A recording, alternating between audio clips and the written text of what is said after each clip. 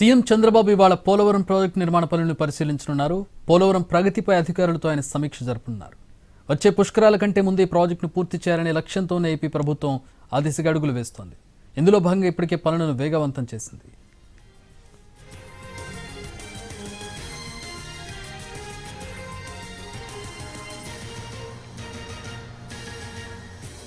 CM Chandrababu ఇవాళ Polavaram project నిర్మాణ పనుల్ని పరిశీలించున్నారు. పోలవరం ప్రగతిపై అధికారులతో ఆయన సమీక్ష జరుపునున్నారు.